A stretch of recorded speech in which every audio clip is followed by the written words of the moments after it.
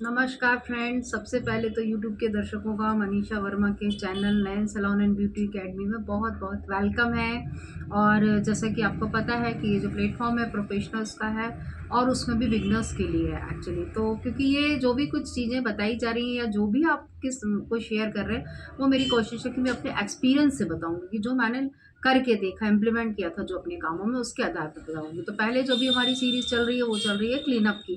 Cleanup बहुत छोटी सी चीज़ है, लेकिन क्लाइंट के लिए बहुत ज़रूरी होता है कि वो अपने अभी जो मैं बात बता रही हूँ वो क्लाइंट के लिए, कि जब भी क्लाइंट्स आपके पास आते हैं, बोलते हैं उन्होंने क्लीनअप कमा करना है, तो हम लोग क्या करते हैं, कई बार मैंने देखा है कि लोग पैसे पूछते हैं 150 वाला, 200 वाला, 250 वाला।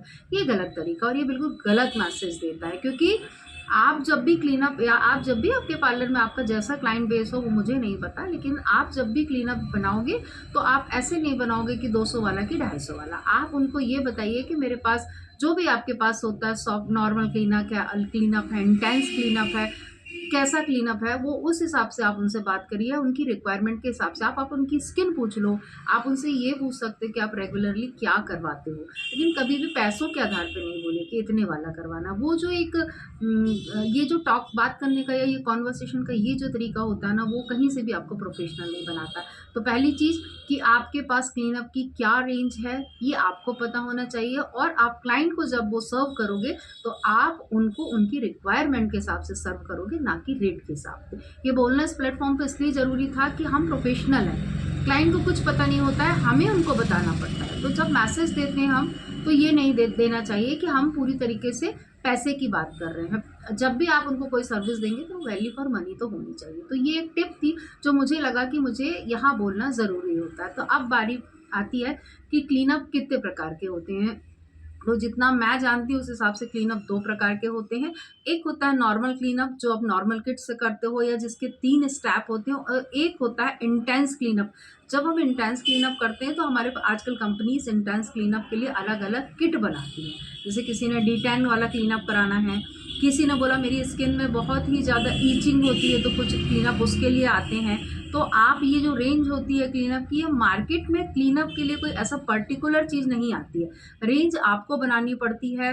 और सबसे बड़ी चीज़ क्या होती है कि आप किस तरह के प्रोडक्ट्स यूज़ करते हैं ना, तो उससे फिर धीरे से आपका एक क्लीनअप का सामान अपने आप तैयार हो जाता है। आपको पता है कि क्योंकि कई बार क्या होता है, यदि डायमंड का पूरा फेशियल नहीं ले रहे होते हैं लोग, तो हम उनको कुछ कम स्टेप करके डायमंड का क्लीनअप दे देते हैं। या कोई बड़ा फेशियल है, उतना बड़ा फेशियल कोई उतना टाइम नहीं उसके पास, वो नहीं कराना चाह रहा, तो उसमें से कुछ स्टेप्स निकाल के उस पर्टिकुलर जो रेंज है उसका आप उनको क्लीनअप दे सकते हैं। तो एक होता है नॉर्मल क्लीनअप और एक होता है इंटेंस क्लीनअप। नॉर्मल क्लीनअप में 3 स्टेप आप करते हैं, आप वैसे करो।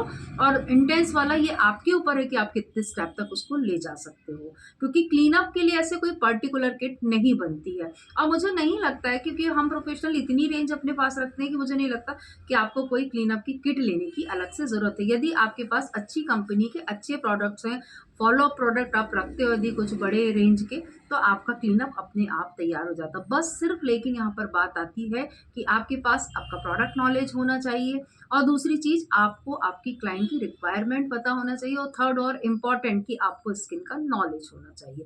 तो यहाँ पर आज मैं अपना क्लीनअप कितने तरीके का होता है ये बात खत्म करती हूँ। और यदि इसमें आपको कोई और जानकारी चाहिए हो तो आप कमेंट करिए, और मेरे चैनल को सब्सक्राइब करिए, लाइक करिए, शेयर करिए। आगे ऐसे वीडियो के लिए मेरे साथ बने रहिए। Thank you.